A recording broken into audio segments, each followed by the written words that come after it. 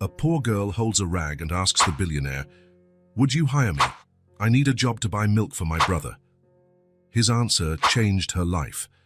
The winds howled like wild beasts that night. Rain lashed against the windows of the Calloway mansion, perched on a hill overlooking the city.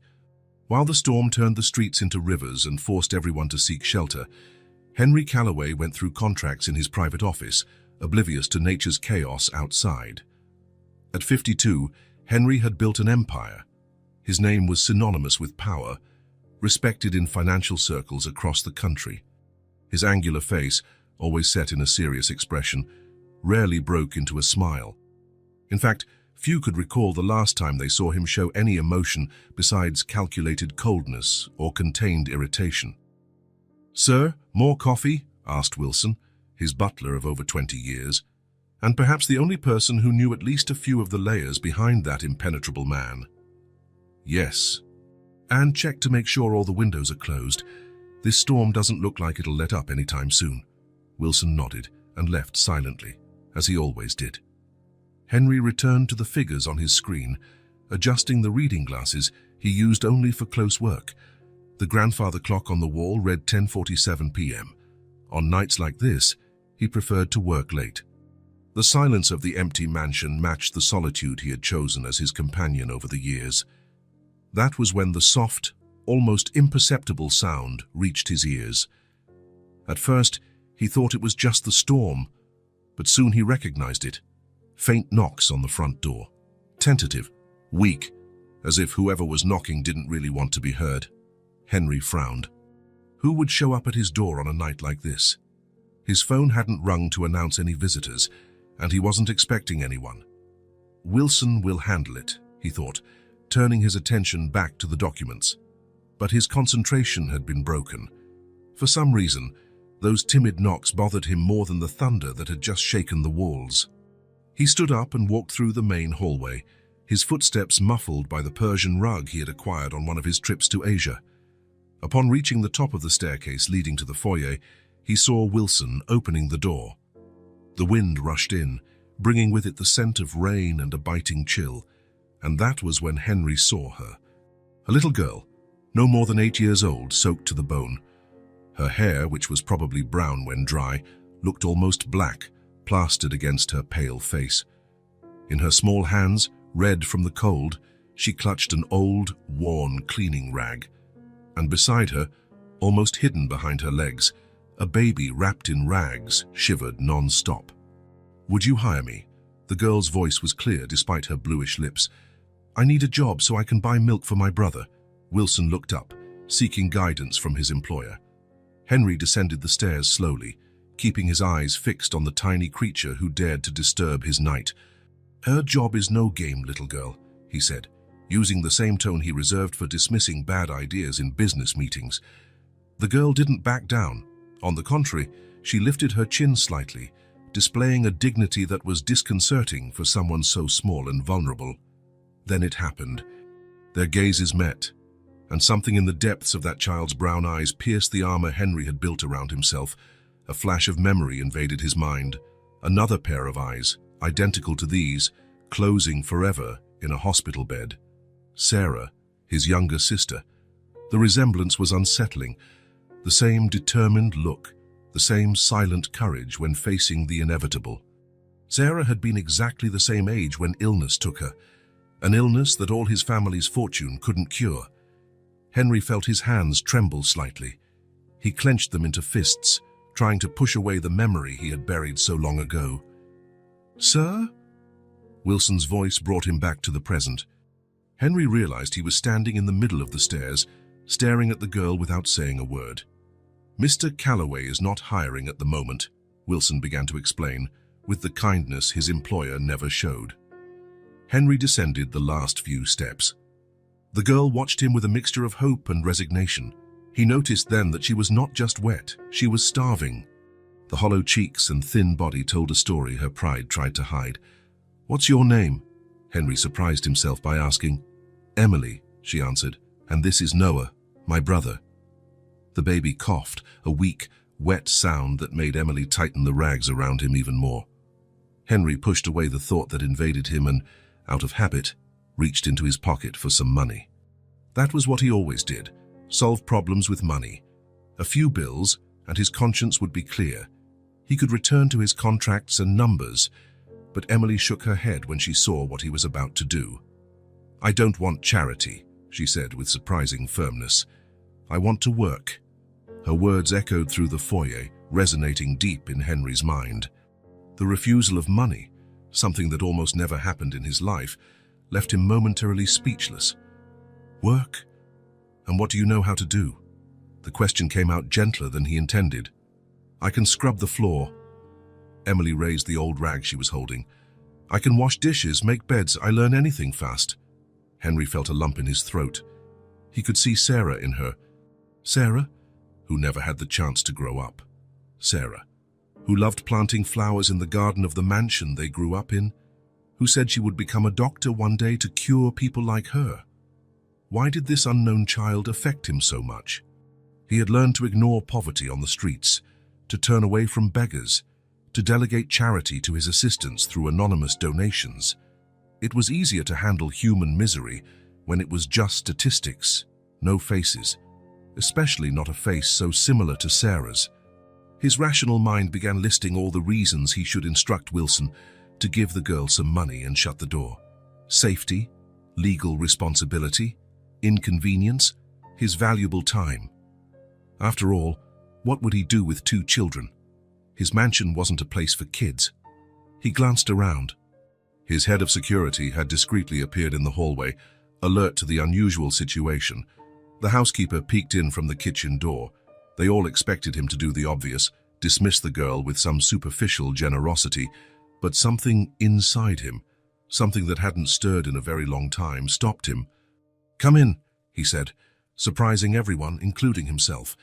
Emily hesitated as if she couldn't believe what she'd just heard. "Come on, come in before you both catch pneumonia," Henry insisted, with a bit of impatience masking his own confusion about this decision.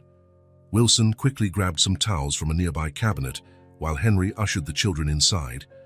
Emily took careful steps, leaving small puddles on the spotless marble floor. The warmth of the mansion enveloped the 3 of them immediately, a shocking contrast to the biting cold of the storm. Henry watched Emily look around, her eyes widening at the luxury that surrounded her. The crystal chandeliers, the artwork on the walls, the antique and valuable furniture. It all must have looked like something out of a fairy tale to a child who had known nothing but hardship. "Mrs. Parker will look after you," Henry said, beckoning to the housekeeper. "Get them a hot bath and dry clothes and food they need to eat." Mrs. Parker, a middle-aged woman with a stern expression but kind eyes, nodded and held out her hand to Emily. The girl, however, didn't take it right away. "Will you really give me a job?" she asked, clutching her brother tighter. Henry felt everyone's eyes on him. His self-preservation instinct told him to back off, to set clear boundaries, to not get involved. But another part of him, a part he'd thought long dead, pushed him in a different direction. "We'll handle that later," he answered, avoiding a direct promise. "Right now, you both need to get warm and have something to eat." Emily nodded, finally accepting Mrs. Parker's hand. As she was led upstairs, Henry noticed she never let go of the old rag. That worn piece of cloth seemed to be more than just a cleaning tool. It was a symbol of her determination, of her dignity. "Sir, if I may," Wilson began, clearly concerned about the unusual situation. "Not now, Wilson," Henry cut him off, still watching the stairs where the children had disappeared.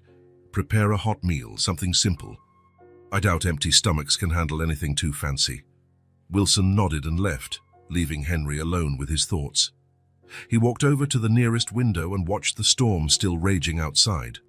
Somewhere in that same city lay the place where those children came from.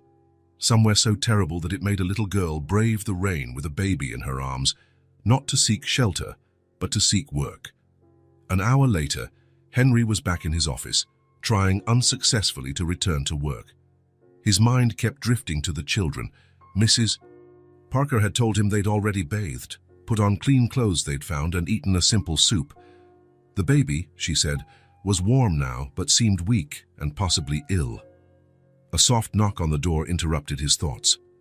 "Come in," he said, expecting Wilson with an update. But it was Emily who appeared, wearing pajamas that were clearly too big and likely belonged to someone on the staff.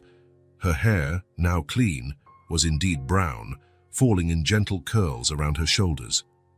"May I talk to you?" she asked, with a confidence that contrasted with her vulnerable situation. Henry motioned to the chair in front of his desk. Emily sat down, her feet barely touching the floor. "Thank you for the food and the clothes," she began. "Noah's already asleep. He always gets very tired after eating."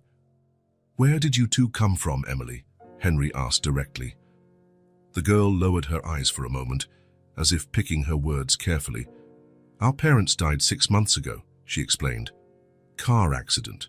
A social worker placed us in a shelter, but it was awful. The older kids hit Noah and stole our food." Henry felt an inexplicable surge of anger at the thought. "So we ran away," Emily continued. "I found an empty basement in an abandoned building. A man who sells newspapers on the corner let me stay there sometimes, especially when it rained a lot. He's the one who told me I might find work in the big houses on the hill." She spoke like a miniature adult, forced into maturity by necessity. Henry realized she probably had to grow up very quickly over the past few weeks. "What about the baby? How did you manage to feed him all this time?" Emily bit her lip. "Sometimes I got a few dollars by sweeping the bakery's sidewalk. Other times," she hesitated, "other times I just took what I needed from dumpsters behind supermarkets." Henry's stomach turned. The image of that child rummaging through garbage to feed her brother was almost too much to bear. "Why didn't you ask for help? There are social services in the city." "They would have separated us," Emily answered promptly. "I heard the social workers talking. Noah is small, babies get adopted more easily. I promised our parents I'd take care of him." The determination in her voice deeply affected Henry. He remembered his own promise to Sarah on her deathbed, that he would live enough for both of them, that he would accomplish great things. A promise that drove him to build his financial empire, but which had dried up his capacity for human connection in the process. "And you think you can work here?" he asked, returning to the original topic. "I can." Emily straightened in her chair. "I'm strong and learn quickly. At my old school, before everything happened, I was the top student." There was a spark of intelligence in her eyes that Henry couldn't deny, the same spark Sarah had. Emily's story touched something deep within him. It wasn't just her physical resemblance to Sarah that disturbed him, but the combination of fragility and strength she displayed. She was small and vulnerable, yet showed unyielding determination to protect her brother. Henry realized he was at a crossroads. He could do what he normally would: provide some impersonal aid, maybe find a decent orphanage for the children, make a generous donation and move on. Or he could do something he hadn't done in decades: let someone into his closed-off world. "You can stay here for now," he finally said, "until we find a suitable solution." Emily's face lit up, but Henry raised his hand to temper her excitement. "That doesn't mean I'm hiring you. You're a child, and you should be in school, not working. But while you're here, I expect you to follow the house rules." Emily nodded vigorously. "Yes, sir." "I promise you won't regret it." When she left, Henry remained seated for a long time, pondering what he had just done. For the first time in years, perhaps decades, he felt something unrelated to money or power: empathy, an emotion he thought he had buried along with his sister. Outside, the storm was beginning to die down, but inside Henry, a new storm was just beginning. A storm of long-forgotten emotions, awakened by a little girl who knocked on his door on a rainy night. He didn't know it yet, but that night would mark the start of a profound transformation in his life, a journey that would lead him to rediscover parts of himself he believed lost forever. "The blue room will do," Henry told his butler as they climbed the mansion's grand staircase. "It's spacious and has that spare bed we can use for the baby." Wilson nodded, mentally noting his employer's instructions. "I'll ask Mrs. Parker to get everything ready right away. As for clothes for the children, have someone buy whatever they need in the morning," Henry interrupted. "For tonight, improvise with what we have, and call Dr. Collins to check on the baby as soon as possible. He doesn't look well." The butler hesitated for a moment. Sir, if I may ask, how long do you plan for the children to stay? Henry paused in the hallway, staring at a painting on the wall, a painting of the countryside home where he spent summers as a child with Sarah. It was a simple question, but one he had no answer to. As long as necessary, he finally said vaguely. A few hours later, Emily sat timidly on the edge of the huge canopy bed in the blue room. Her eyes scanned every detail: the cloud-patterned wallpaper, the reading chair by the window, the soft carpet under her feet, and the small crib the staff had brought in for Noah. Everything seemed too unreal. Mrs. Parker finished placing some clothing into a dresser. These should fit for now. Tomorrow we'll have proper clothes for both of you.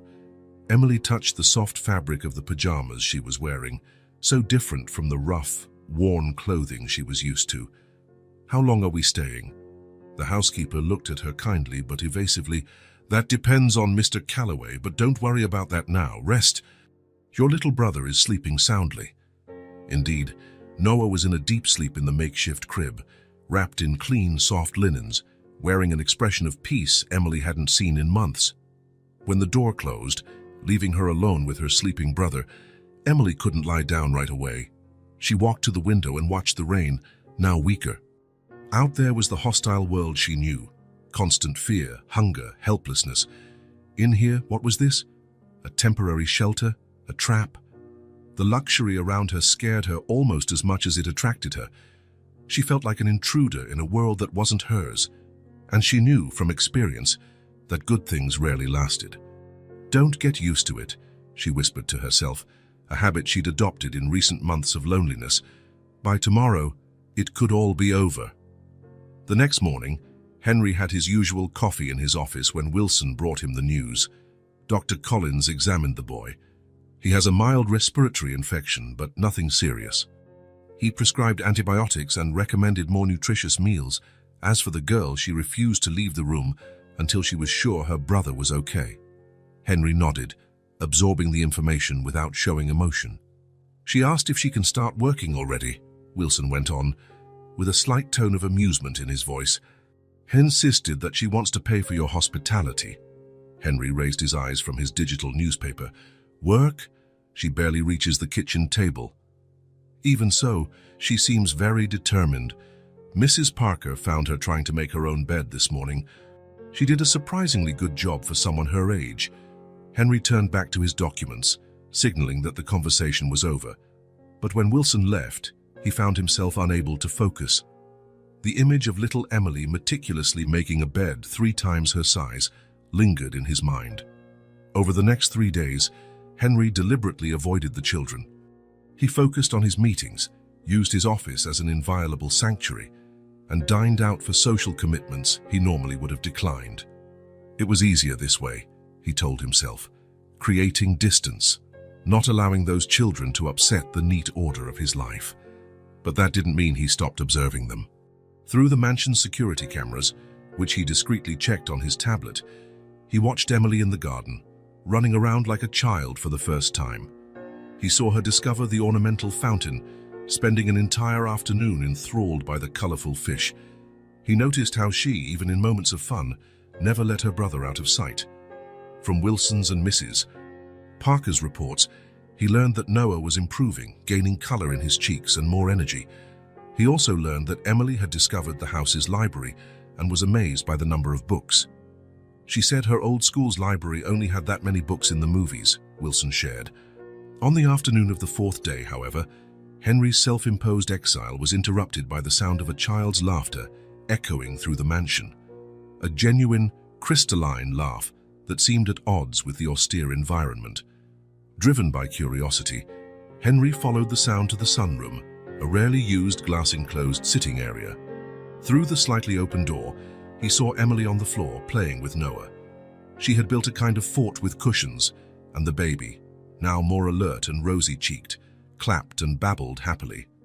"And here comes the dragon," Emily said dramatically, moving a plush dinosaur someone must have bought them.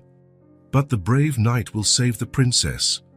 Henry watched, unnoticed, as she created a fantasy world for her brother, using the expensive cushions and available decorative items as props. There was a simplicity in that play that contrasted with the sophistication of the room. Wilson appeared silently at his side. "She's had that energy since she woke up," he remarked in a low voice. "It's the first time I've really seen her act like a child since she arrived." Henry didn't reply immediately. Something about that scene both bothered and attracted him. Emily's laughter, so similar to Sarah's, brought back memories he had suppressed for decades. He recalled the make-believe games he used to play with his sister, the imaginary worlds they created before the illness stole everything. "They need proper toys," he finally said, stepping away from the door, "and clothes that actually fit them, and children's books. Take care of it." Wilson nodded, hiding a small smile. "I already took the liberty of ordering a few basic items, sir. They'll arrive today." Henry returned to his office, trying to refocus on work, but the image of those children playing stayed in his mind like a bright painting on a wall of dull tones. His mansion, always so silent and organized, now had new sounds: laughter, the occasional crying, the pitter-patter of tiny feet running through the hallways. At first, those sounds irritated him, disturbing the austere peace he had cultivated for years, but gradually, he began to find himself anticipating them, listening closely when silence returned. As if, in some way, those sounds were humanizing the luxurious mausoleum his home had become. A week went by. On a particularly sunny afternoon, Henry decided to work on the terrace, something he rarely did. He was reviewing quarterly financial reports when he noticed Emily in the garden, at a distance. She was holding Noah's hand, helping him take small, hesitant steps on the grass. 1, 2, 3, she counted. "You can do it, Noah." The baby laughed, stumbling but always supported by his sister. It was the simplest scene in the world, so common between siblings, yet deeply moving in this context. The gardener, who had been working in a nearby flower bed, approached them and said something Henry couldn't hear. Emily responded, and soon all three were kneeling, examining something on the ground. The gardener then handed a small trowel to Emily and showed her how to dig a hole. Next, he took a small pouch from his pocket and poured what looked like seeds into the girl's hand. Henry watched, intrigued by the ease with which Emily seemed to win everyone over. The gardener, a serious man who had worked for Henry for years and rarely exchanged words with him, was now smiling broadly, teaching the girl how to plant flowers. That scene stirred a pang of something Henry couldn't immediately identify. It wasn't exactly envy, but perhaps a reminder of how he'd isolated himself in his world of business and numbers, losing the ability to form simple, genuine connections. That night, against his usual routine, Henry decided to have dinner at home. The dining room table, designed to seat 20 for formal events, seemed absurdly large for just one solitary man. Normally, it didn't bother him, but tonight, it felt more obvious. "Wilson," he called, "have the children already eaten?" "Yes, sir. Mrs. Parker serves them earlier, as you instructed." Henry looked at his plate for a moment. "Starting tomorrow, they can have dinner with me." Wilson couldn't hide his surprise. "As you wish, sir." The next day, when Emily and Noah were told they would dine with the owner of the house, they had mixed reactions. Noah, still too little to grasp the implications, simply pounded on the high chair they had prepared for him. Emily, on the other hand, seemed visibly anxious. "What if I spill something? There are so many different utensils," she confessed to Mrs. Parker as the woman fixed her hair. "Don't worry about that, dear. Just be yourself." The dining room, with its imposing chandelier and antique furniture, intimidated Emily. When Henry entered, she straightened her posture, trying to appear older than she was, the way she always did when she wanted to be taken seriously.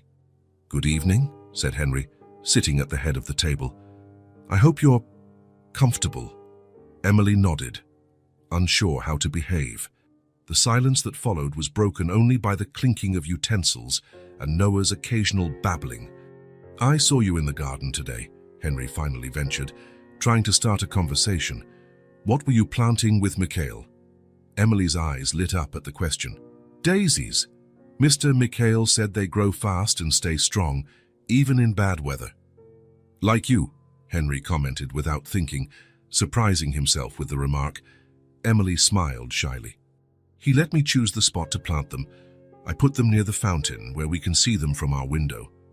Our window, Henry thought. She already considered that space hers, her home. That should have bothered him. After all, this was supposed to be temporary, right? But strangely, it didn't. "Do you like flowers?" he asked, remembering how Sarah had loved the garden. Emily nodded enthusiastically. "My mom had a small garden in our old apartment, just a few pots on the balcony, but she took care of them every day." It was the first time Emily mentioned her parents. Henry realized that even though he knew they were orphans, he'd never truly considered what that meant for them, especially Emily, who was old enough to be fully aware of the loss.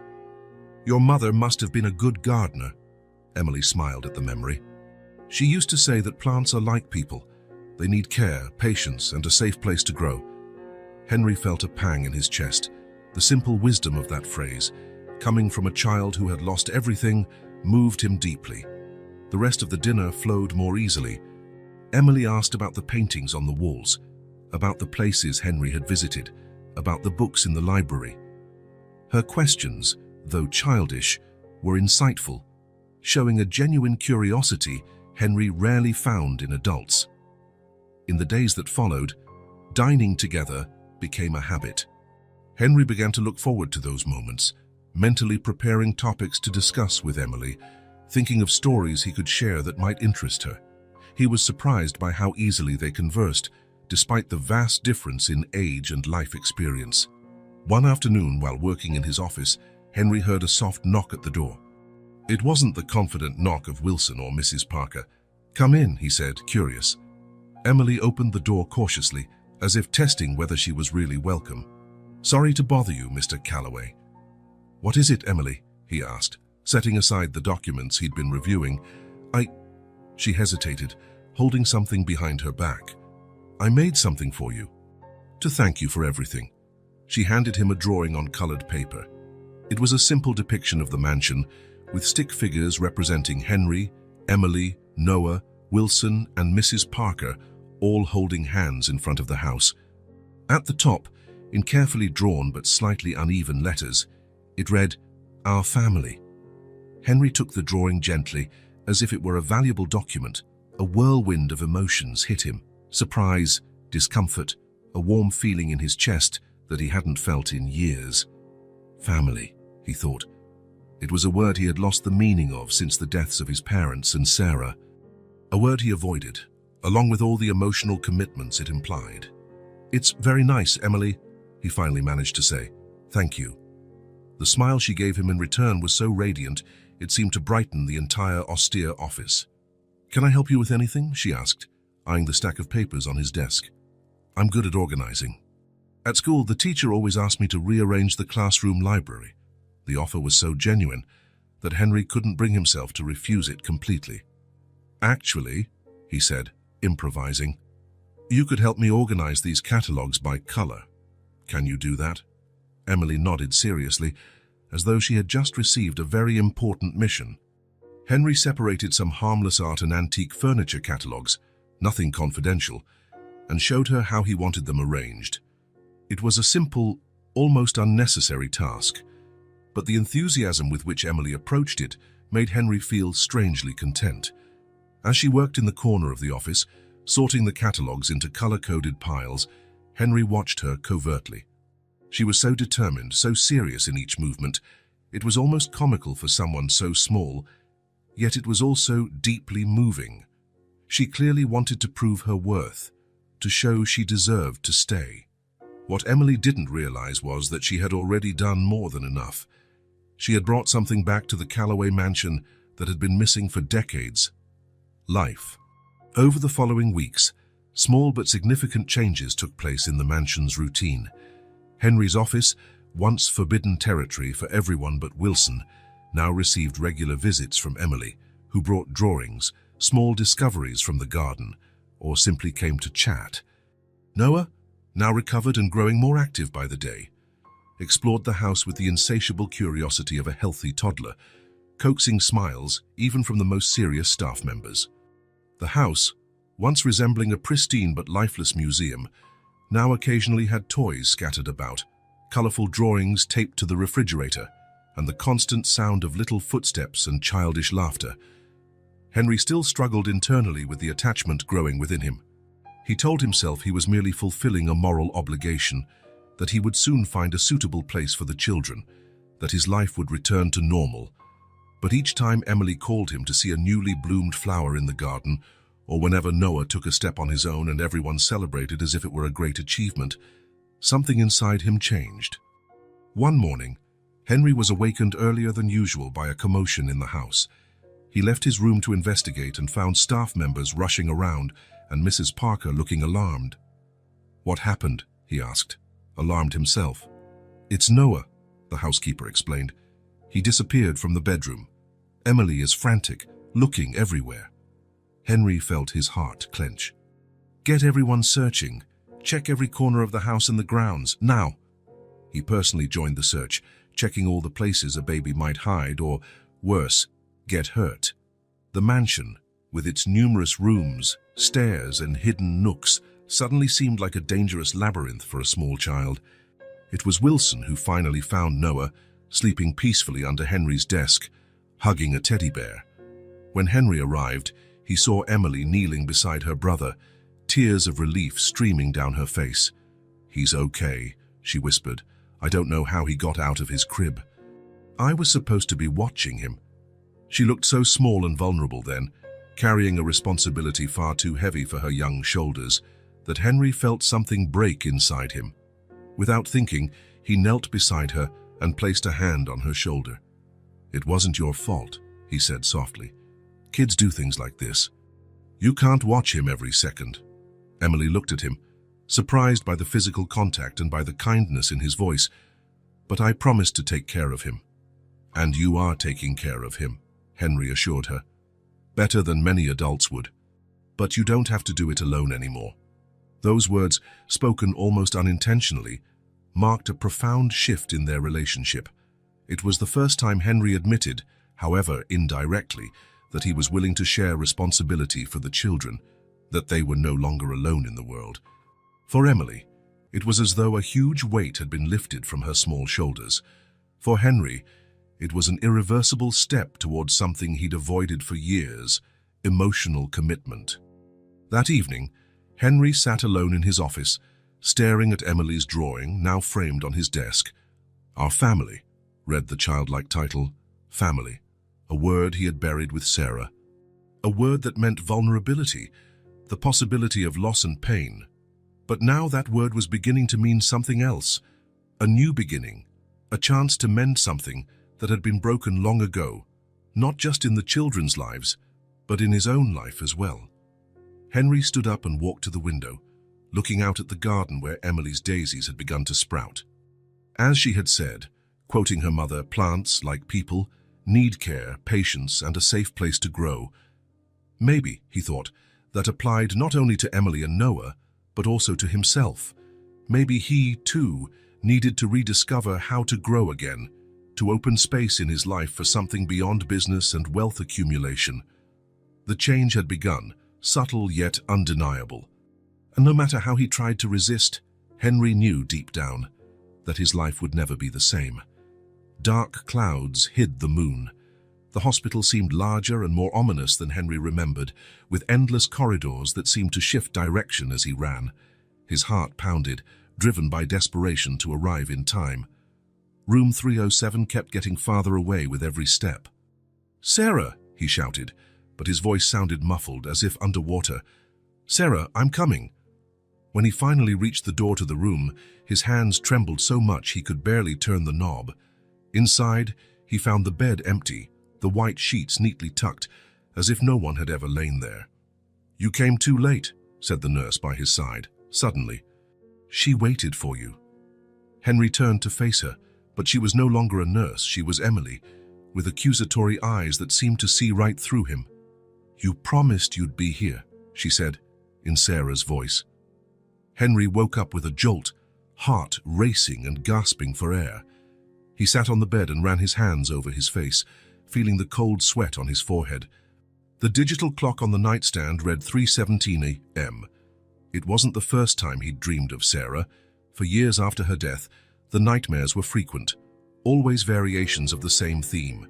Him failing to arrive in time, failing to save her, failing to uphold the promise he'd made to their parents to watch over her while they traveled. But with time, the dreams had lessened, just as the memories had been buried under layers of work and emotional isolation. Until now. Until Emily. Henry got up and walked to the window. The night was calm, the sky clear and filled with stars. No sign of the storm clouds from the nightmare. The moon illuminated the garden, where Emily's daisies were starting to bloom. He tried to go back to sleep, but the dream disturbed him too deeply. After half an hour of tossing and turning, he rose and put on his robe. He needed to check something, or maybe he just needed to convince himself that this nightmare, unlike the one from so many years ago, had not become reality. The corridor was quiet as he made his way to the blue room where Emily and Noah slept. At night, the mansion always felt tranquil, almost anesthetized by its silence. But now, there was something different in the air, a barely perceptible sense of sleeping life rather than emptiness. The door to the children's room was ajar, as Emily always left it, afraid Noah might need something during the night and no one would hear. Henry approached silently and peeked inside. A nightlight shaped like a star cast a gentle glow across the room. On the bed, Emily slept on her side, one arm protectively around Noah, who had climbed out of his crib and snuggled against her, something he did almost every night now. Her brown hair fanned out on the pillow, and her face, normally so serious and focused during the day, looked completely relaxed in sleep. Standing at the door, Henry realized how much Emily resembled Sarah now that her defenses were down in slumber. It wasn't just the physical resemblance, it was something deeper, an intangible quality they both shared, an inner strength, a quiet courage, a capacity for caring so deeply about others. Something inside him softened at the sight of that peaceful scene. The anguish from the nightmare began to dissipate, replaced by a lighter, almost forgotten sensation. Emily shifted slightly, murmuring something incomprehensible, and pulled the blanket closer around Noah. Even asleep, she was watching over him. Henry stepped away from the door, not wanting to disturb that moment of peace. But instead of returning to his room, his steps led him to the mansion's attic, a place he had avoided for years. The attic was clean and organized, like every part of the house, but had an air of abandonment that went beyond mere dust. It was where he stored memories he couldn't face, but had never had the courage to throw away. In a corner, beneath a beige cloth, lay the chest he sought. Henry hesitated for a moment before pulling off the covering, revealing an old cedar trunk with the initials S.C. engraved on the lid. Sarah Calloway. With slightly trembling hands, he opened the trunk he hadn't touched in more than 2 decades. The smell of cedar and a faint hint of lavender, his mother's favorite scent to store among clothes, filled the air. On top, neatly folded, lay the last dress Sarah wore before she became bedridden, light blue, with small daisies embroidered on the collar, like a foreshadowing of the flowers now growing in the garden, planted by another little girl. Henry moved the dress aside and continued exploring the trunk. There were storybooks worn from frequent use, school notebooks with Sarah's neat handwriting, and drawings, lots of drawings. She had loved to draw, even on her bad days when the illness weakened her. In a faded cardboard folder, he found photographs. Sarah in the summer garden, wearing a hat too big for her small head. Sarah and him building a sandcastle at the beach. Sarah blowing out the candles on her last birthday, too thin but beaming with a bright smile. Then a photo he had completely forgotten. Him and Sarah sitting on a garden bench, he reading a book to her. He couldn't recall who took that photo, perhaps the housekeeper at the time, but he remembered that day, that moment. It was The Secret Garden, Sarah's favorite book. He read it to her every night during her illness, sometimes the same chapters repeated over and over because she loved it so much. Something wet fell onto the photograph. Henry touched his face and realized he was crying. When was the last time he had cried? He couldn't remember. For the first time in years, he allowed himself to feel the pain of loss, not merely as a painful memory to be avoided, but as part of who he was, of who Sarah had helped shape him to be. And along with the pain came other memories. The sound of her laughter, The way she wrinkled her nose when concentrating on a tough drawing, how she always had a kind word even on her worst days. Henry didn't know how long he stayed there, sitting on the attic floor surrounded by Sarah's memories. When he finally put everything back in the trunk, dawn was breaking outside. But instead of covering it up again, he decided to take one item with him, the worn copy of The Secret Garden. That morning's breakfast followed the routine of the last few weeks. Henry, Emily, and Noah at the table together, with Emily helping her brother eat while excitedly talking about the day's plans. "Mr. Mikhail said I can help trim the shrubs today," she said, cutting the baby's pancake into small pieces. "He's going to show me how to use those special shears, but only on the thinner branches." Henry nodded, watching her with new eyes after the night spent in reflection. "Emily," he said, interrupting her flow of words, "do you like to read?" Emily looked at him, surprised by the unexpected question. "I love it. At my old school, I used to borrow more books from the library than anyone else." She hesitated, as though unsure if she should add more. "Since I came here, I've been looking at the books in your library, but they're a bit difficult." "That's understandable. Most are technical or literary classics," Henry agreed. Then he placed the book he had taken from the attic onto the table. "I thought you might like this." Emily looked curiously at the worn copy of The Secret Garden. "Is it yours?" "It belonged to my sister," Henry said, feeling a strange mix of emotions as he shared this. "She was about your age when she read it." Emily's eyes grew wide. "You have a sister, you never mentioned her." "I had," he corrected softly. "She passed away when she was still a child, a long time ago." Emily picked up the book carefully, as though it were precious and fragile. "I'm sorry," she said with the sincerity only children can express. "What was her name?" "Sarah." "That's a pretty name," Emily commented, flipping through the yellowed pages. She stopped at one page where a pressed, dried flower lay. "She kept flowers in her books too. I used to do that with the flowers my mum gave me." Henry smiled faintly, recalling Sarah's habit. "Yes, she loved doing that. She said it made the flowers last forever, like the stories." For the first time, talking about Sarah didn't bring only pain. There was something comforting in sharing these memories with Emily, in seeing the book his sister had loved so much in the hands of another child who might appreciate it. After breakfast, as Emily headed out to the garden with Noah and her new book, Henry went to his office feeling a lightness he hadn't experienced in years. The workday was surprisingly productive, as though the burden of repressed memories had been partially lifted, freeing energy that used to be spent on not remembering. Late in the afternoon, he found Emily in the library, so absorbed in her reading that she didn't notice him until he took a seat in the armchair beside her. "Do you like it?" he asked.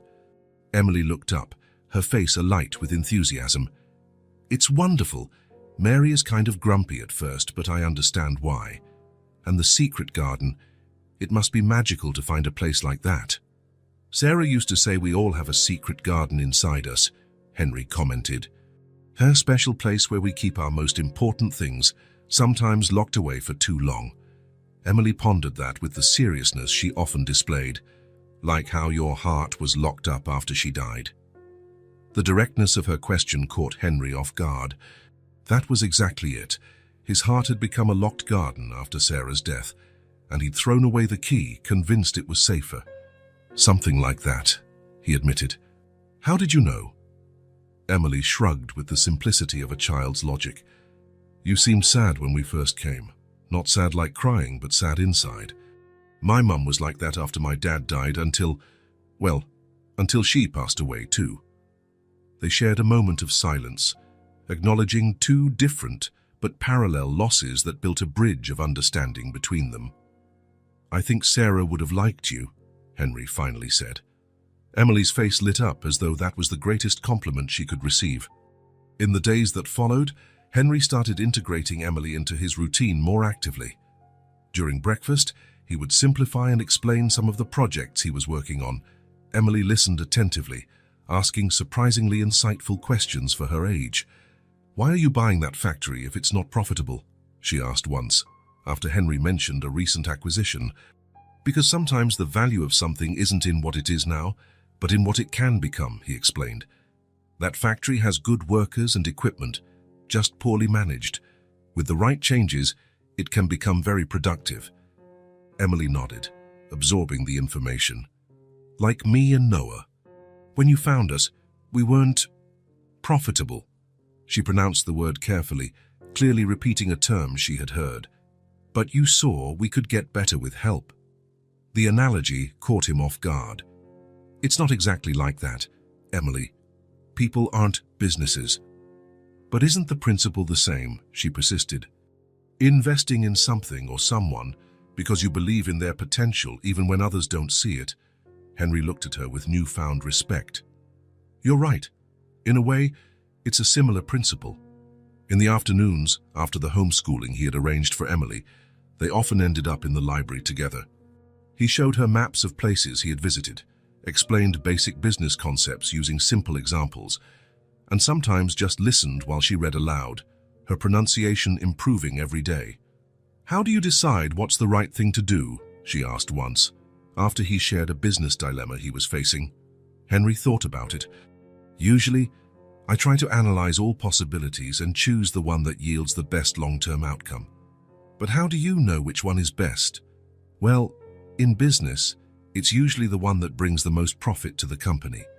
Emily frowned, not entirely satisfied with the answer. What if the choice that brings the most money hurts other people? Her question, in its childlike simplicity, touched a sore spot. How many times, over the years, had he made decisions based purely on numbers, ignoring the human impact? Hostile takeovers, factory closures in small towns where they were the main employer, job cuts to boost quarterly profits. That's an excellent question, Emily, he finally said. The truth is, I haven't always made the best choices in that regard. But a truly good decision should consider not just profit, but also the people affected by it. Emily smiled, satisfied with his honesty. My mom used to say that before making a decision, we should ask if we'd be proud to share it with someone we love. Henry felt a pang in his chest. How many of his past decisions would pass that test? How many would he be proud to share with Sarah, if she was still alive? That was when he realized something extraordinary. Emily wasn't just learning from him, he was learning from her.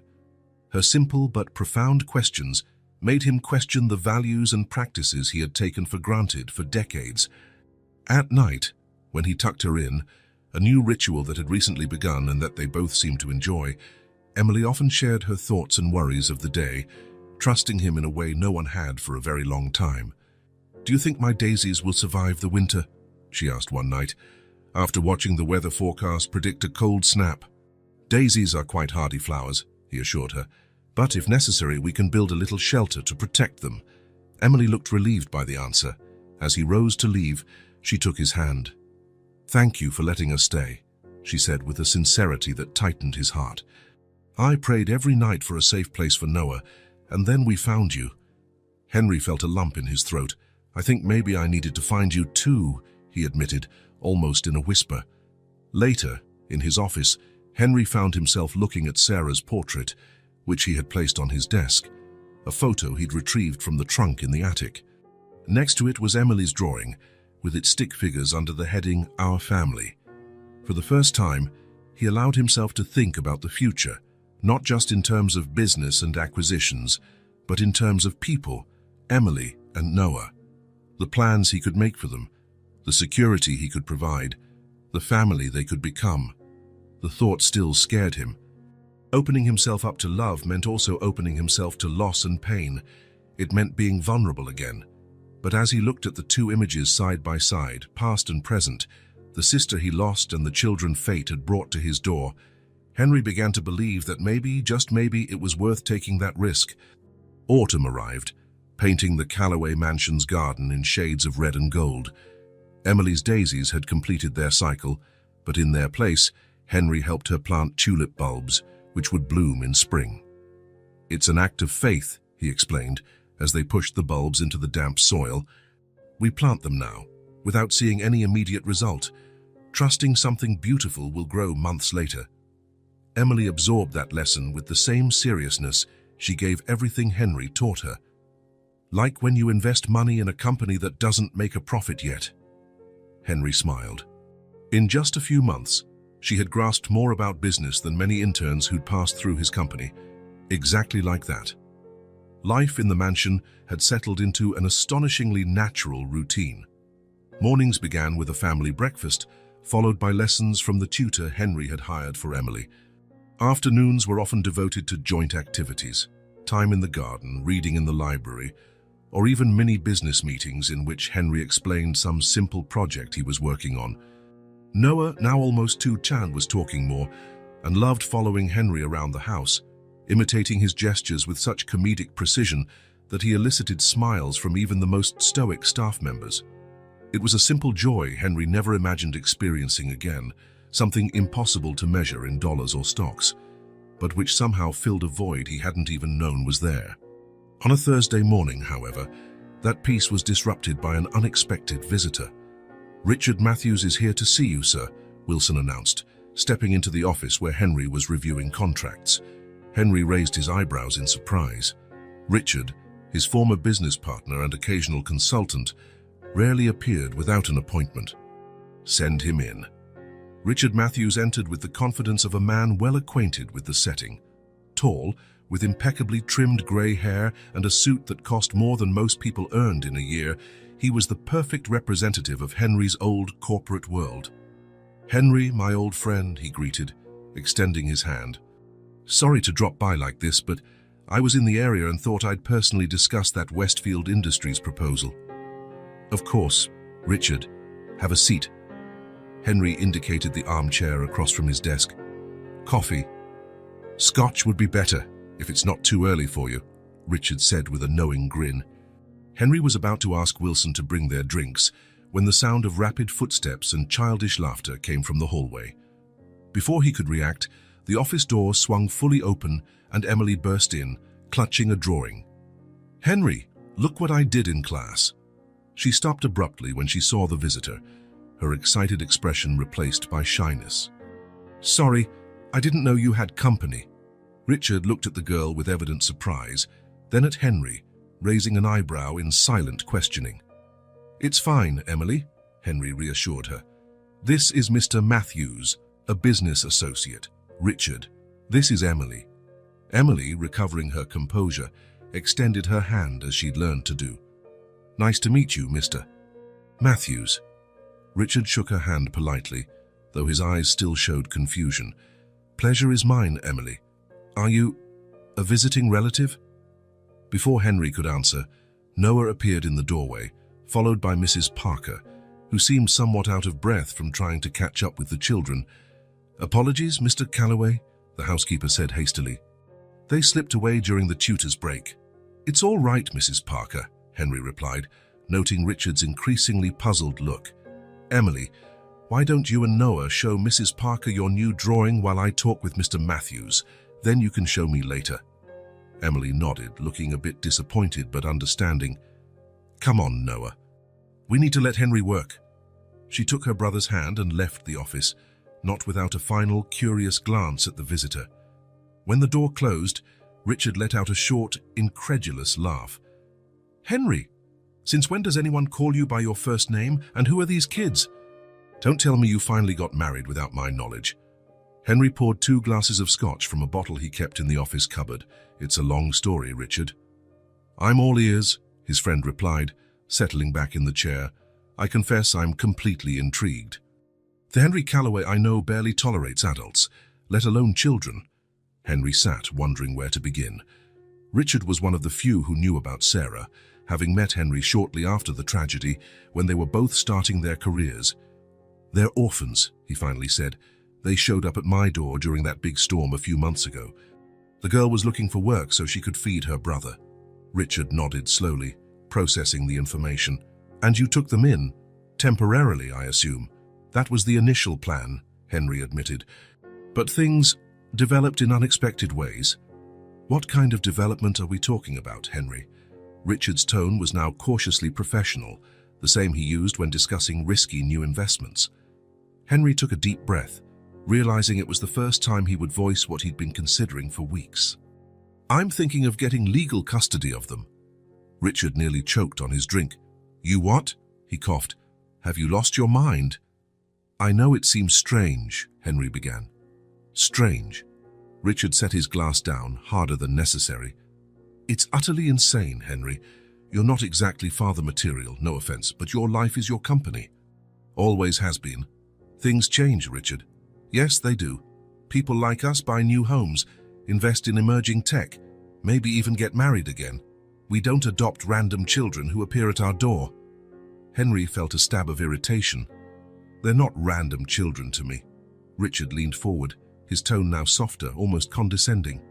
"Henry, I understand you might be going through some sort of crisis, or maybe the girl reminds you of Sarah, but you can't make a decision of this magnitude based on momentary emotions." Mentioning Sarah hit a raw nerve. Richard was right, at least partly. Emily did remind Henry of Sarah, not just physically, but in spirit. But was that all? Was his connection to these kids merely a desperate attempt to relive a lost past? "It's not just that," he protested. Though his voice lacked the usual conviction, Richard seized on the hesitation to drive his point home. "Henry, why are you involving yourself in this? They're not your responsibility. There are systems in place to take care of orphans, systems that work well, especially when funded by someone like you. Have you seen how some of these places are, Richard? Not all of them are bad. There are excellent institutions, especially the private ones." Richard paused and studying his friend. "If you're truly concerned about their welfare, you could easily fund their stay in one of the best private homes in the country. Hell, you could fund an entire orphanage if you wanted to." Henry remained silent, considering his friend's words. Richard had always been the voice of reason in business, the one who kept him from making impulsive decisions that could cost millions. Perhaps he was right now too. "And don't think this won't affect your business," Richard continued. "You really believe your shareholders will stay calm, knowing the man who manages their investments has suddenly decided to become the father of 2 kids. They'll question your judgment, your stability, especially once they learn how impulsive this decision was." "It wasn't impulsive," Henry objected, though doubt was growing inside him. "They've been here for months." "Months?" Richard let out a humorless laugh. "Henry, you spent more time analyzing the purchase of that property in Chicago than you have on this life-altering decision." He paused, his tone softening. "Look, I'm not saying to throw them out on the street. I'm only suggesting you find a more suitable solution for everyone involved." After Richard left, Henry stayed in his office for hours, lost in thought. His friend's words echoed in his mind, feeding doubts that had already existed on some level, but that Henry had managed to ignore until now. What if Richard was right? What if Henry really wasn't capable of being what Emily and Noah needed? His life had revolved around business for so long. He worked long hours, traveled often, faced constant pressure. What kind of environment was that for raising children? Maybe a high-quality private orphanage, with trained professionals, truly was the best option. The kids would have stability, proper education, and he could visit them often, ensure their financial security, even pay for elite colleges when the time came. Determined to at least explore that possibility, Henry asked Wilson to research the best private homes in the region. 2 days later, he had a detailed report about St. Clara Institute, a highly reputable institution about an hour away. "They have excellent facilities," Wilson said, showing photographs on his tablet. "Individual rooms for older children, regular psychological support, an on-site school, and a range of extracurricular activities." Henry nodded, examining images of well-lit classrooms, neat and orderly bedrooms, well-equipped play areas. It was undoubtedly a first-rate place. Many children less fortunate than Emily and Noah would never dream of having access to somewhere like that. "Schedule a visit for tomorrow," he decided. "Don't mention anything to the children yet." That night, Henry couldn't sleep. He tossed and turned, thinking about how he would break the news to Emily. How would he explain that? Despite everything they had shared these last few months, he couldn't be what she hoped for. That another institution, no matter how well equipped, would become her home. The visit to St. Clara Institute was just as impressive as the photographs suggested. The director, a middle-aged woman with kind yet professional manners, showed him every facility, explaining the educational programs, the children's routines, and the policies on visits and adoption. "We rarely have vacancies," she explained, "but for someone with your influence, Mr. Calloway, we can certainly make an exception, especially considering your generous donation." Henry nodded, trying to ignore how uncomfortable it felt. The substantial donation he'd pledged was just a fraction of what he would spend raising the children, yet it seemed wrong, like he was buying Emily and Noah's safety. "Would the children stay together?" he asked, recalling Emily's constant fear of being separated from her brother. "We usually separate them by age group, but we can make an exception given the circumstances." The girl could see her brother daily. It wasn't ideal, but it was better than nothing, and Henry made the initial arrangements, signing preliminary papers guaranteeing spots if he confirmed his decision within a week. During the drive back, while his driver navigated the tree-lined road, Henry stared out the window without truly seeing the scenery. He told himself he was doing the right thing. The children would have stability, professional care, and opportunities. It was the rational decision. But since when were decisions about family purely rational? At the mansion, he found Emily in the library, reading to Noah as she often did in the afternoons. He stood at the door, watching unseen. The patience with which she explained the pictures to her brother, the way her eyes sparkled sharing stories she herself had only recently discovered, the trust and security Noah displayed by her side. "Henry!" she exclaimed, noticing him at last, her face lighting up as it always did when she saw him. "We were reading about dinosaurs. Noah loves the T-Rex, but I think velociraptors are more interesting." Henry sat next to them, feeling a knot form in his throat. "Emily, we need to talk." Something in his tone must have warned her, because her smile vanished immediately. "What happened?" Henry hesitated, then decided to be direct. "I found a place for you and Noah. A really nice place, with other children, great teachers, lots of books, and room to play." Emily sat very still, her eyes fixed on Henry, as though trying to process what he had just said. "An orphanage? It's more like a residential school," he corrected, though he knew the distinction meant little. "You'd both have every comfort, the best education." "But we wouldn't stay here," she interrupted, her voice small and controlled, as though afraid that showing emotion would make things worse. "We wouldn't stay with you. I'd visit often," Henry promised, "and I'd make sure you had everything you needed." Emily lowered her head, her tiny body seeming to shrink before Henry's eyes. Noah, sensing the change in mood, nestled closer to his sister. "Did we do something wrong?" Emily finally asked, her voice barely above a whisper. The question hit Henry like a physical blow. "No, of course not. You've both been wonderful. Then why do you want to get rid of us?" "That's not it, Emily. I'm trying to do what's best for you." She lifted her gaze, eyes glistening with unshed tears. "I thought staying here was best for us." Henry searched for words that would make sense, words that would convey his fears and doubts. "Emily, my life is complicated. I work a lot, I travel, I have responsibilities. I'm not sure I can give you the attention you deserve." "But you already do," she answered simply. "More than anyone else has since our parents died. There are other factors. Is it because of that man who came here? Did he say something about us?" Henry hesitated, surprised by Emily's perceptiveness. "Richard expressed some concerns. Yes, but the decision is mine."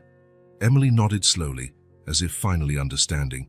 "I always knew we'd have to leave one day," she said, showing a painful maturity for someone so young. "I just thought maybe you liked us enough to let us stay." She stood, taking Noah's hand. "I'll go pack our things." "Don't worry, we don't have much." The silent dignity with which Emily accepted the news was more devastating than any outburst could have been.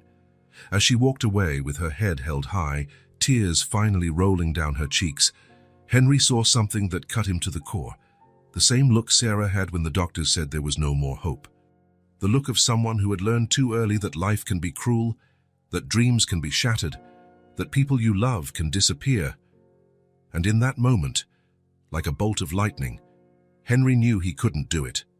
He couldn't be just one more person who abandoned Emily and Noah, one more disappointment in their already loss-filled lives. "Emily, wait!" he called, rising abruptly. She stopped, turning slowly as though dreading what he would say next. "I've changed my mind," Henry said, walking toward her and kneeling so he was at eye level. "You're not going anywhere. This is your home now, if you want it to be." Emily's face changed slowly, hope battling distrust. "Really? You're not sending us away?" "Really," he confirmed, feeling a certainty he hadn't felt in a long time. "Richard is wrong. You are my responsibility now, because I choose for you to be. And you can call me Henry or Uncles or whatever you like, but this is your place." Emily let out a soft sob and, without warning, threw herself into Henry's arms, hugging him with all the strength her little arms could muster. Noah, not wanting to be left out, joined the embrace, his tiny hands clinging to Henry's shirt. In that moment, feeling the warmth of those two children fate had brought to his doorstep, Henry knew he had made the right decision. Not the easiest, not the most rational by corporate standards, but the only one his heart could accept. Richard and the others would have to adapt to this new reality. Because for the first time in decades, Henry Calloway was making a choice not based on what was convenient or profitable, but on what truly mattered. The family court hearing room was smaller and more welcoming than Henry had imagined.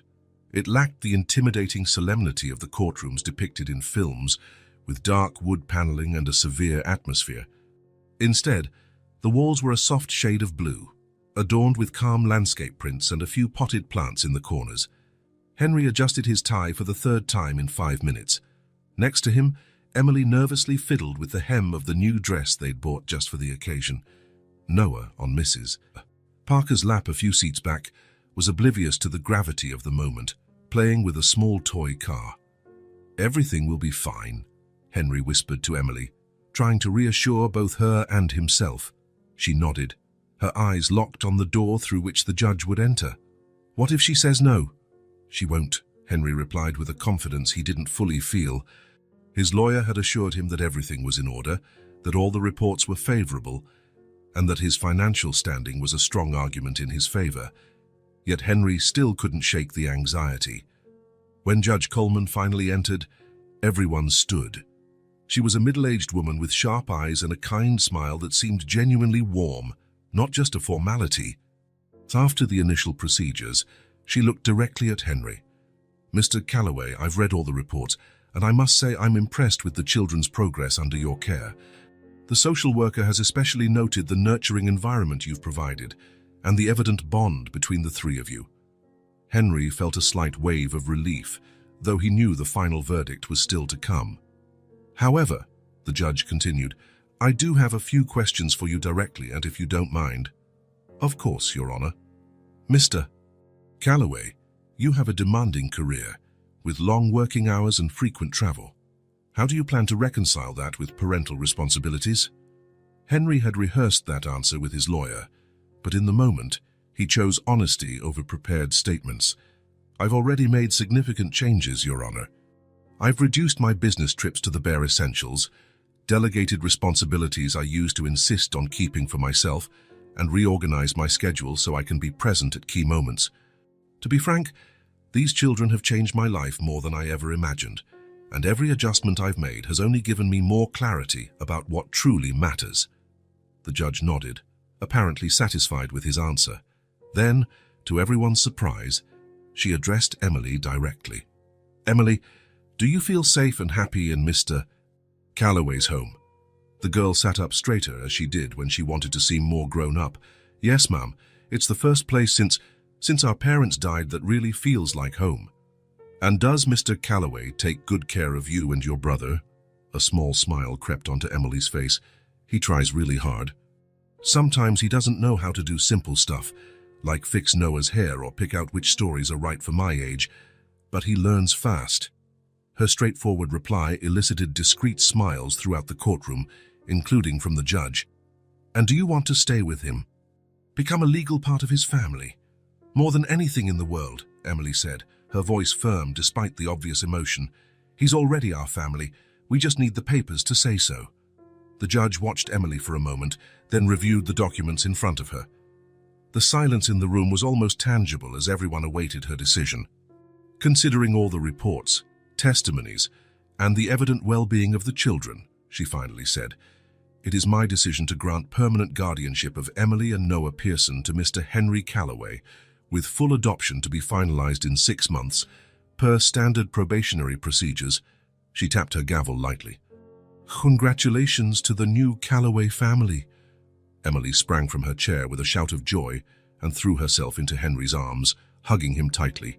He embraced her back, overwhelmed by such intense emotion that he could barely breathe. "Mrs." Parker approached with Noah, who, swept up in the general excitement, clapped his hands and laughed, even though he didn't fully understand what was happening. Outside the courthouse, under the gentle autumn sun, Henry allowed himself a moment to take it all in. As Emily proudly showed their guardianship papers to Wilson, waiting by the car, Henry felt a strange mix of peace and excitement. It was a new chapter, a complete beginning. "What happens now?" Emily asked as they got into the car. Henry smiled. "Now, we go home. Our home."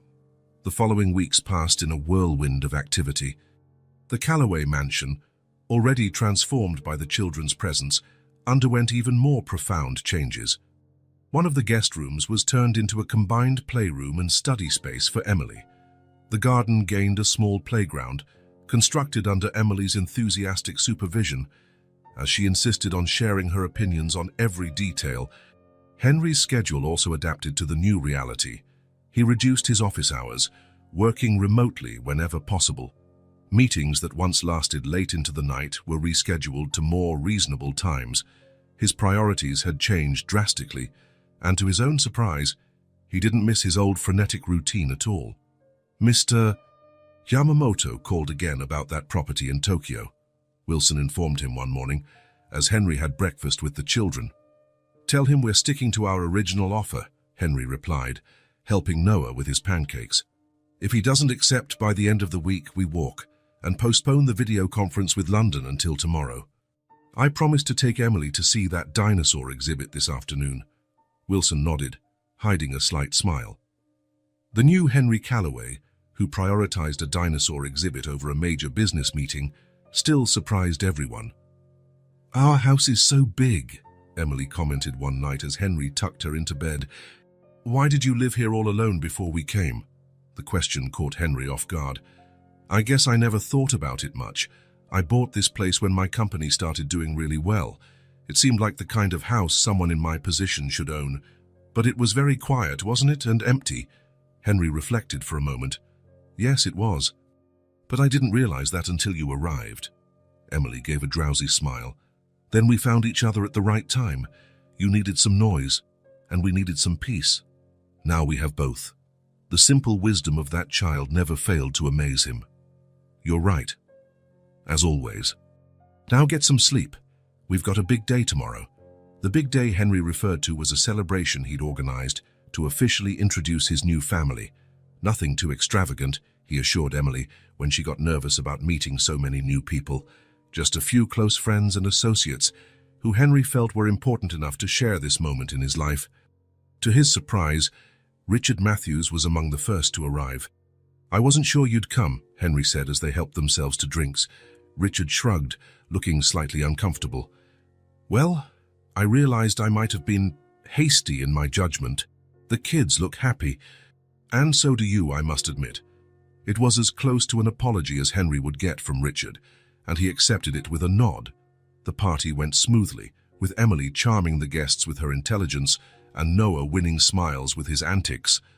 Watching them move among the guests so comfortably in a setting that would have seemed alien just a few months earlier, Henry felt a wave of pride and gratitude. Yet it was the day after the party that life reminded him of its unpredictability. "We need to run a few more tests to confirm," said Dr. Peterson, reviewing the results of Henry's routine checkup from the week before. "But these initial markers suggest a possible serious heart condition." Henry felt as if the floor had disappeared beneath him. "How serious?" The doctor adjusted his glasses, choosing his words carefully. "I don't want to alarm you before we have a complete diagnosis. But if it's what I suspect, we're talking about a condition that will require substantial lifestyle changes. Possibly ongoing medication and sédations depending on how it progresses, even surgical procedures in the future." "Am I dying, doctor?" The question came out more directly than he intended, but Henry needed to know. "Not immediately, no," the doctor said firmly. "With proper care, many people with similar conditions live productive, fulfilling lives for decades. But I can't deny that this is serious, Mr. Calloway. Stress, long work hours, poor diet, all of that will have to change." Henry nodded mechanically, scheduled the additional tests, and left the office in a daze. In the car, instead of asking the driver to take him to the office as planned, he instructed him to go to the nearby park. Sitting on a bench, he watched children play under the watchful eyes of parents and nannies, and felt a kind of fear he had never experienced before. It wasn't just fear of death, though that was there too. It was the fear of not being around to see Emily grow, to help Noah become a man, to be the father he had promised them he would be. The irony did not escape him. For years, he'd avoided emotional ties, convinced attachment only led to pain.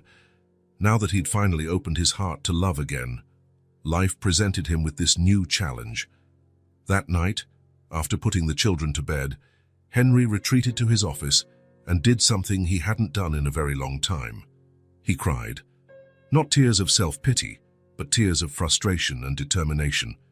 He would not let this illness, this threat, take away the second chance life had given him. The next morning, with renewed clarity, Henry began to act. First, a meeting with his lawyer to update his will and create a trust fund for the children. Next, a thorough review of his business operations to identify areas that could be delegated or restructured. "I need you to oversee the Asian operations directly," he told Jonathan, his most experienced vice president. "And I want Terry to lead the European expansion instead of me." Jonathan, who had worked with Henry for nearly a decade, couldn't hide his surprise. "This is unexpected. Any particular reason for the shake-up?" "Several reasons," Henry replied vaguely. "Mainly a re-evaluation of priorities. My family responsibilities require me to be more present here." It wasn't a lie, just a partial version of the truth. Henry decided he'd only share details of his diagnosis after getting all the facts and establishing a treatment plan. He didn't want to cause unnecessary worry, especially not for the children. In the days that followed, while awaiting further test results, Henry focused on planning not only his medical treatment, but also the long-term future for his family and his business. "Emily," he called one afternoon as she worked on homework in the library. "Have you thought about what you'd like to do when you grow up?" She looked up from her notebook, surprised by the question. "I'm not sure yet.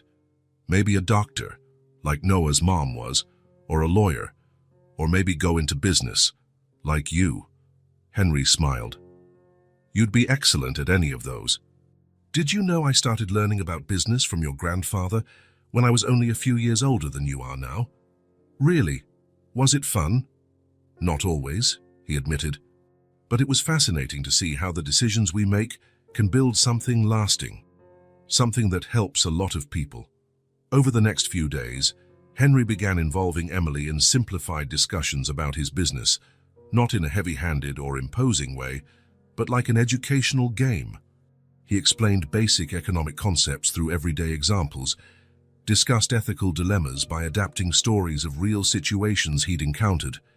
Much to his surprise and delight, Emily absorbed it all eagerly, asking questions that showed not only intelligence, but also a sense of innate justice and responsibility. "If you closed the factory to save money, what would happen to the people working there?" she asked once, after Henry described a hypothetical restructuring scenario. "They'd probably lose their jobs," he replied honestly. Emily frowned. "And would that be fair?" "They didn't do anything wrong." "We can't always make decisions based solely on what's fair for individuals," Henry explained. "Sometimes we have to think about the greater good." But even as he said it, Henry realized how hollow it sounded. How many times had he used the greater good to justify decisions that, at heart, prioritized profit over people? Emily, with her simple yet profound perspective, made him question principles he'd treated as absolute truths his entire career. When the full diagnosis arrived, a serious but treatable heart condition requiring continuous medication, regular checkups, and, above all, a drastic reduction in stress, Henry had already started transforming not only his personal life, but also his approach to business. "I want to implement a retirement plan for employees at any factories we acquire," he announced at a board meeting, shocking everyone, "and an education fund for employees' children at every level of the company.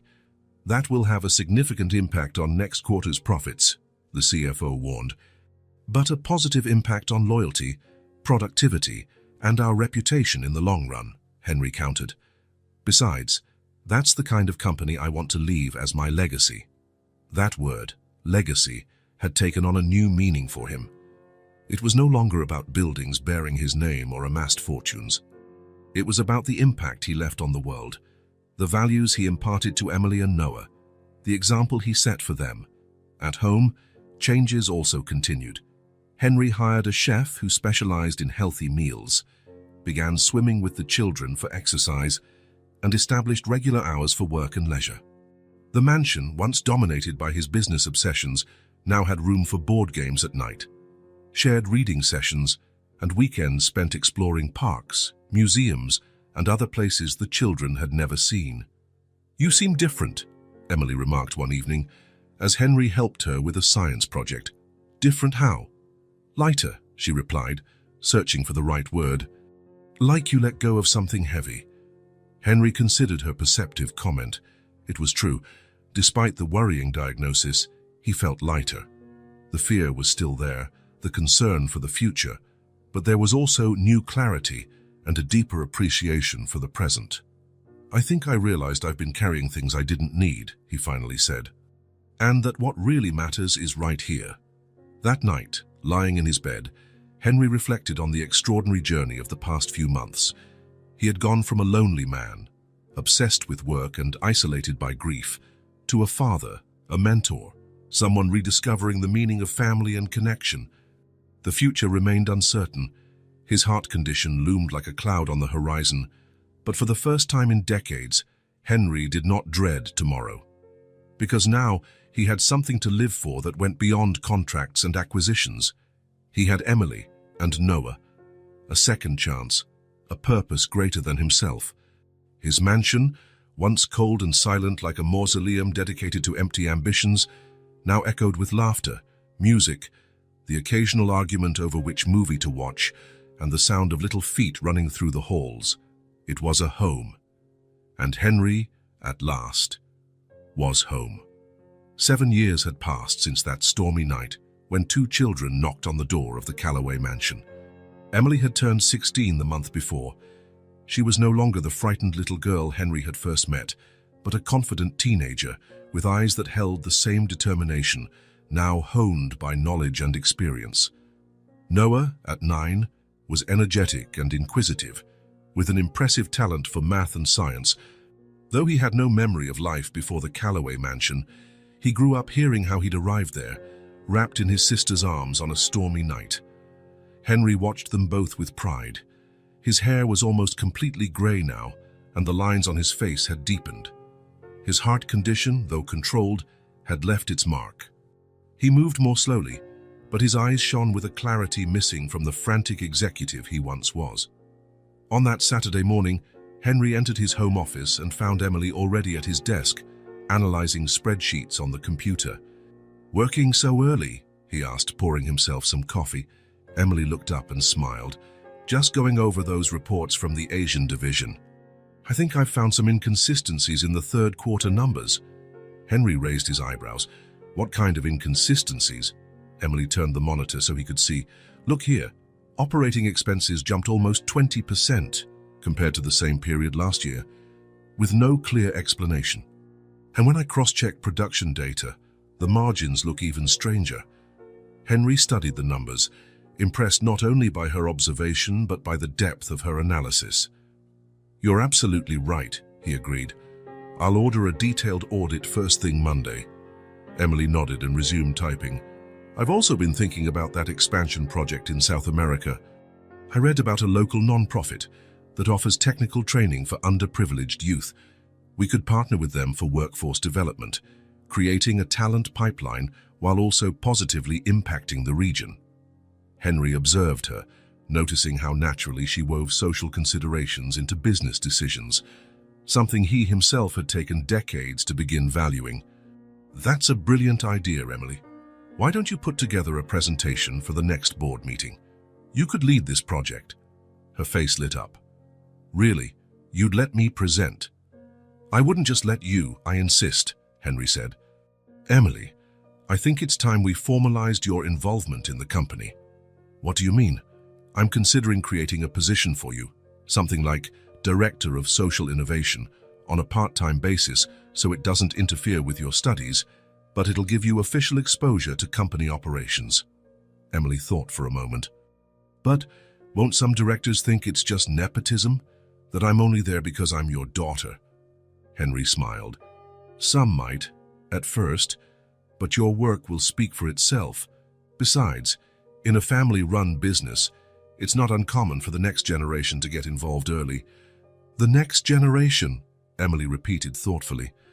"Do you want me to run the company someday?" "I want you to have the option," he replied honestly. "If that's what you choose, yes, I'm preparing you to eventually lead the Callaway Group. But if you decide on something else, I'll respect that." Emily stood and walked to the window, watching Noah play with his new telescope in the garden. "I always thought I wanted this," she said at last. "Ever since I learned what you do, I found it fascinating. But in recent years, the more I learn about the company, the more I see its potential beyond profit, the impact we can have, the changes we can make. And that pushes you away from wanting to lead." "Quite the opposite," she said, turning back to face him. "It makes me want it even more, but not just to continue what you built. I want to transform it into something bigger."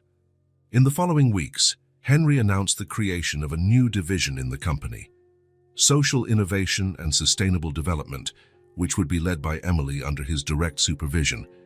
The board's reaction was mixed. Some veteran executives voiced concerns about Emily's youth and inexperience. Others welcomed the idea, seeing it as an opportunity to modernize. Emily's first official initiative was a partnership with non-profits in South America to provide technical training to at-risk youth. Her presentation to the board was flawless: precise data, realistic projections, and a thorough risk-benefit analysis. "The program won't just provide a skilled workforce for our local operations," she explained. "It will also transform the company's relationship with the communities where we operate, from a mere resource exploiter to a partner in regional development." The project was unanimously approved, impressing even the skeptics. Over the next 4 years, Emily's involvement in the company steadily grew, balanced by her academic commitments. She graduated from college with honors and officially took on the role of Vice President of Strategy and Sustainable Development. Her initial training program in South America was so successful it became a model for similar initiatives in other regions. Under her leadership, the Social Innovation Division was no longer seen as a mere social responsibility duty, but as a strategic component of the business. Meanwhile, Noah thrived on his own path. His interest in science evolved into a focused passion for environmental technology. At 15, he developed an affordable water filtration project for communities lacking proper sanitation, receiving international recognition. When Emily turned 25, she was already a respected figure in business circles, recognized not just as Henry Callaway's daughter, but as a talented executive in her own right. It was around this time, with Henry now 70, that he started seriously considering retirement. His heart condition, though stable, was a constant reminder of his mortality. More importantly, he felt deeply fulfilled by what he had built, not just in terms of financial empire, but above all in the family he had formed. One spring morning, he called Emily into his office. "I'm thinking of stepping down as president," he announced. Emily looked up, startled. "Why, is your heart getting worse?" "No, it's stable, but I think the time has come. The company is at its strongest point in history, making it an ideal time for a transition."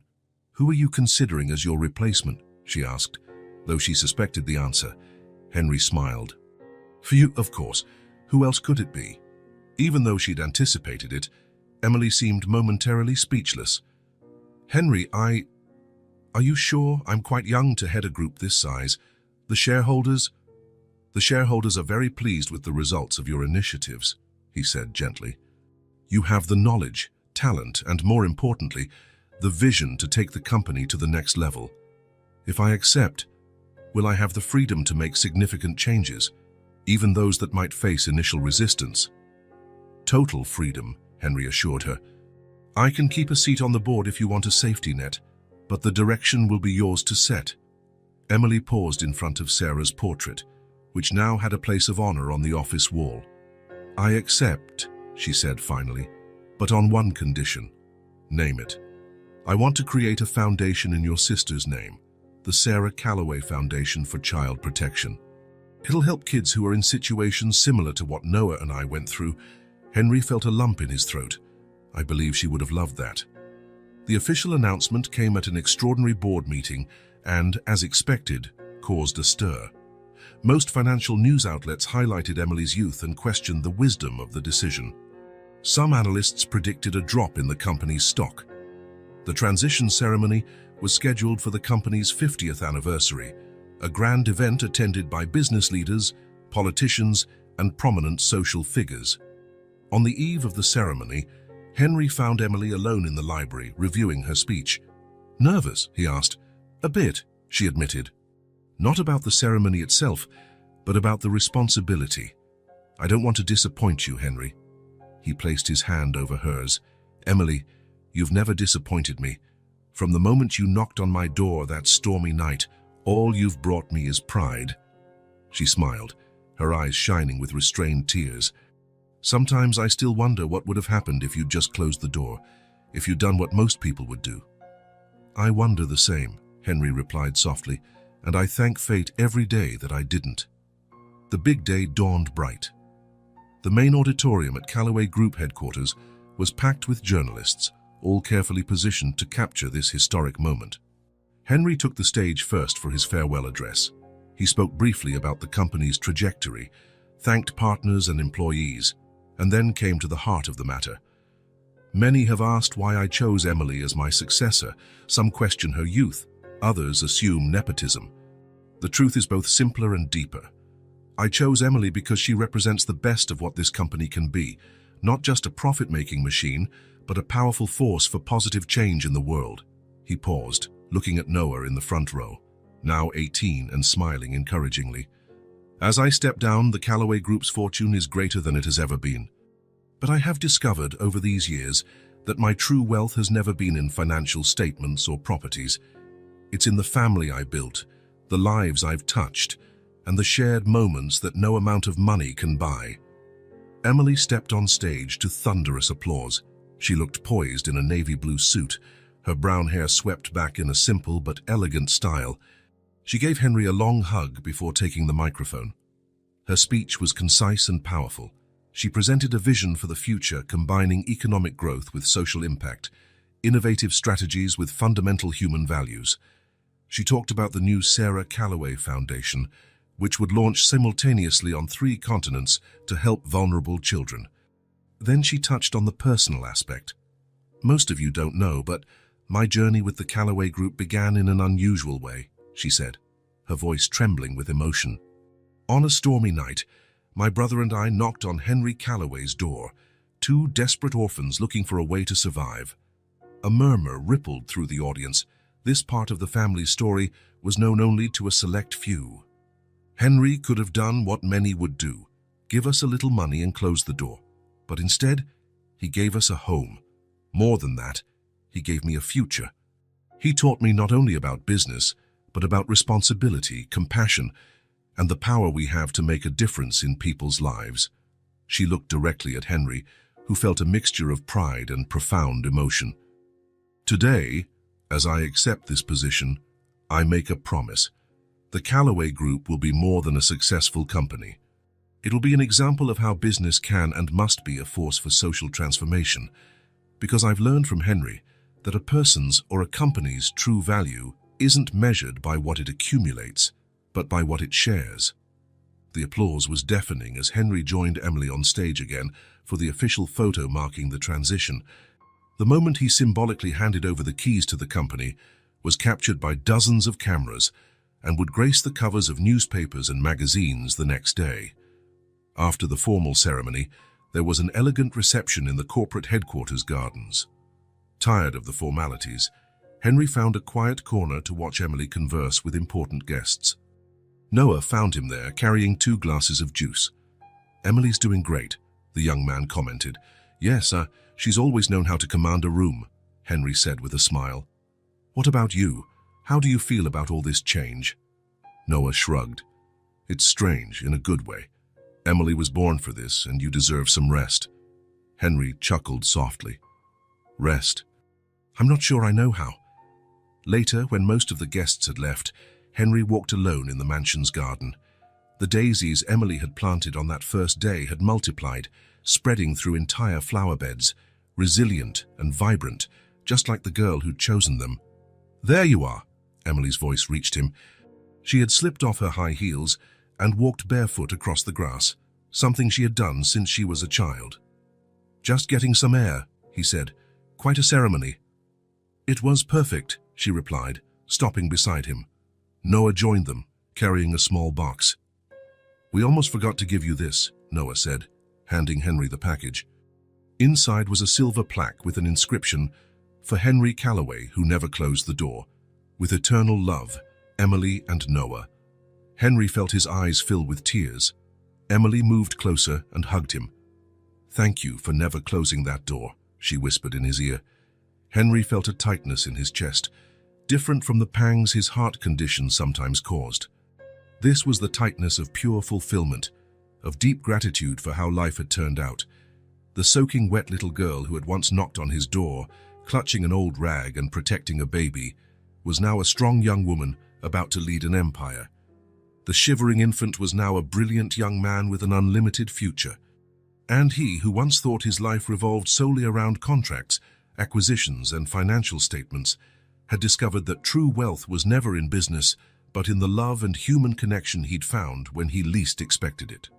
"I think it's me who should be thanking you," Henry replied, holding tight to the 2 young people who had become the center of his world. "You've given me far more than I could ever repay." As he watched the sunset over the garden, with Emily and Noah by his side, Henry felt a peace he had sought his entire life without knowing. The circle was complete, his legacy secure, and the journey, though different from anything he had ever imagined, had been infinitely richer and more meaningful than his most ambitious dreams. That stormy night had brought more than 2 helpless children to his door. It had brought him a second chance, a path to redemption, and the most valuable lesson Henry Calloway would ever learn: that real success is not measured by what you gain, but by what you share, not by what you accumulate, but by what you give, not by the walls you build, but by the doors you keep open. If this story touched your heart, subscribe to the channel and turn on notifications so you don't miss the next ones. Leave a like because it helps this story get recommended to more people. See you in the next story.